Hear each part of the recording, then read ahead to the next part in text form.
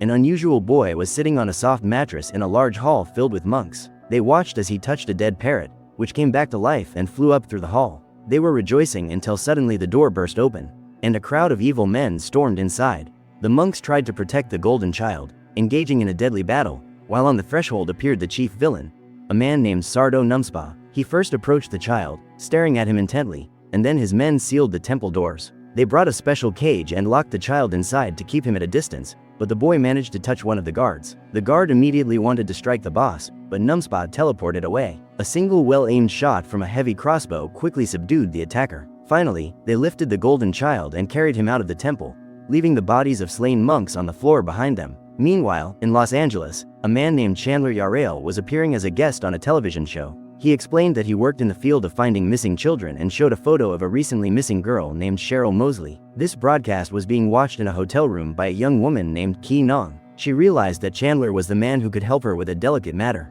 After the show, Chandler was playing basketball with local kids on an old court, watched by the same young woman. One of the boys threw the ball and Ki caught it.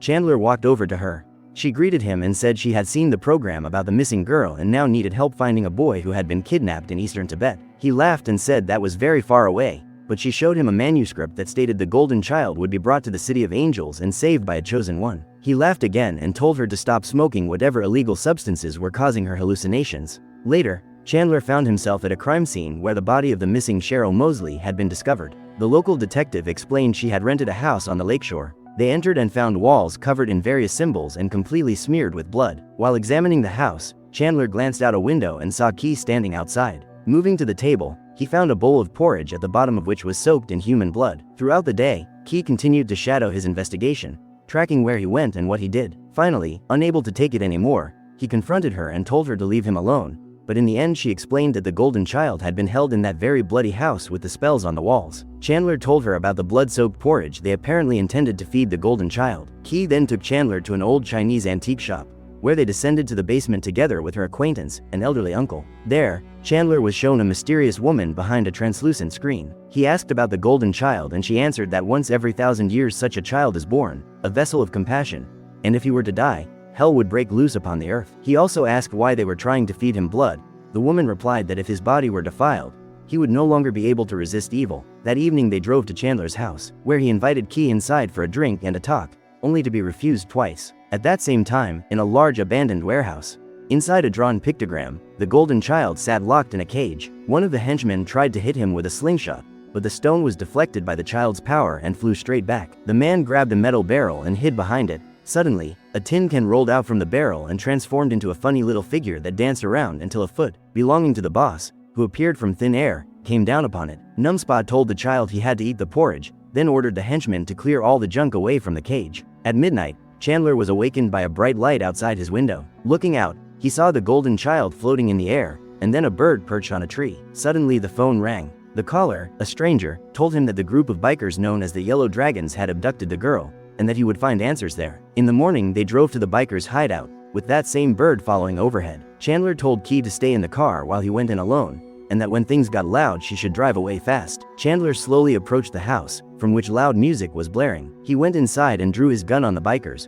but was attacked from behind. Ki, ignoring his instructions, went in to see what was happening. She knocked one man out with a few blows, then grabbed a pipe and sent another crashing through the wall. Spotting Chandler, she untied his hands and he began to fight 3 bikers who turned out to be small-time weaklings. The last one, still conscious, told them he had sold the girl to the owner of a Chinese restaurant on Broadway, who needed human blood. That evening, outside the restaurant, Ki waited in the car while Chandler again went in alone. He showed a photo of the murdered girl to the Chinese men sitting at the tables, but none of them understood English. Suddenly a man with long sharp blades leapt from around the corner. Chandler tried to fend him off with whatever was at hand, when Ki appeared and moved toward the man with fluid, graceful strikes. He realized he was outmatched and fled through the back door, managing to hide from pursuit behind a dumpster. Unexpectedly, a rat transformed into the main boss, who grabbed one of the blades, stabbed the fleeing man, and then turned back into a rat. Later, the boss sat meditating in a room and transported himself to the depths of hell, where the devil told him to seize the Ajante dagger. The problem of the child could be solved. Back home, Chandler went to sleep, but a moment later he opened his eyes and found himself in a different room. Walking down a corridor, he saw the boss reflected in a mirror, who then stepped out of a room with his grotesque henchman. Chandler realized it was all a dream, a sort of show with an audience. The boss offered Chandler a tempting deal. exchanged the Ajante dagger for the golden child, and then made a small cut on Chandler's hand. Waking in a cold sweat, Chandler understood it had not been a dream at all. They returned once more to the Keeper of Knowledge, where they learned that the dagger could kill the golden child and that they needed to cleverly free him from the demon Sardo Numspa as quickly as possible. That night, Key and Chandler spent the night together. In the morning, she asked him to travel with her to Tibet to retrieve the Ajante knife. At first he refused, but then, like a true man, he gave in to the woman's charms. After a day of flying, they arrived at Lhasa, the capital of Tibet. Strolling through its narrow alleyways, Chandler noticed the familiar bird. He followed it into a dead-end street where a lone old man sat on the ground selling various trinkets. Chandler decided to buy one and had already chosen the most beautiful, but the old man placed a different pendant around his neck and took a $100 bill. Chandler grabbed the old man's robe to get his money back, but in an instant the old man vanished along with the money and the jewelry. They then set off on the journey through the mountains to an ancient Tibetan temple. It was a hard and freezing trek.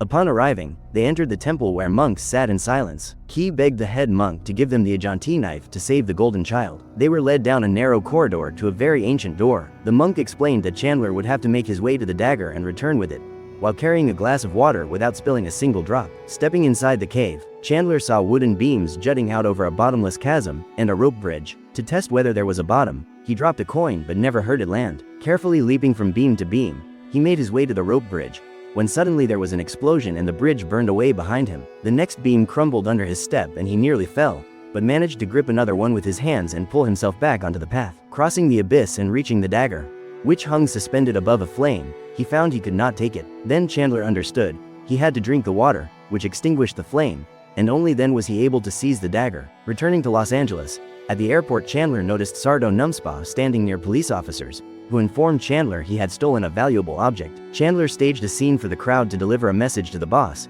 If the police arrested him, the dagger would sit in a police property room for a couple of months. The boss realized he had no choice and let them go. That evening at Chandler's home, Key went to sleep in his bedroom while he stayed in the living room, the briefcase containing the dagger handcuffed to his wrist. Half an hour later, they heard a noise outside and immediately decided to get out before it was too late. On the road, they were ambushed by the demon's henchmen. A fight broke out. Key defended herself as best she could while Chandler was beaten like a rag doll. Then the boss appeared with a crossbow. He took careful aim and fired straight at Chandler. At that moment, Key threw herself in front of him. The arrow pierced her deep in the back, and she died. The boss looked at them and took the dagger with him. Chandler carried her to the basement of the Keeper of Knowledge, who told him that the golden child could resurrect Key with his touch. Meanwhile, the golden child sat in his cage reviving dead butterflies. The villain guarding him stepped too close and instantly felt the child's touch. Chandler drove, not knowing what to do next, when he spotted the familiar bird once again. He followed it to an old mansion. Going inside, he found a dagger lying on the floor in one of the rooms, then continued down the corridor and spotted a man with a crossbow, who did not have time to fire, because the henchman touched by the child had now switched sides and knocked the archer out. Together they entered the room where the golden child sat in the cage, and bending the bars by force, they freed him. Chandler then decided to deal with the boss, entered his room, but Numspa shed his disguise and revealed his true form. It was clear, time to run. Chandler and the child fled. They jumped in a car and floored it, while the demon circled around trying to damage the vehicle. Suddenly a utility pole fell onto the road. They jumped out and headed for an old abandoned factory. Making their way through the corridors, they reached a dead end. The demon entered and swung a length of metal pipe at Chandler, but missed. Chandler fell, dropping the dagger. At that moment, the building began to collapse, burying the demon completely under tons of debris. Chandler managed to escape with the child unharmed. They got back in the car and rushed to where Key lay dead. When they finally arrived and were about to approach her, the demon erupted from the ground once more. He grabbed Chandler and tried to stab him with the dagger, but the old man's amulet saved him. Then the golden child used his power to stop the demon, and Chandler seized the dagger and drove it straight into the demon's heart. The demon exploded into pieces. The golden child then touched Key, and she immediately came back to life. Everything ended very well and with great kindness.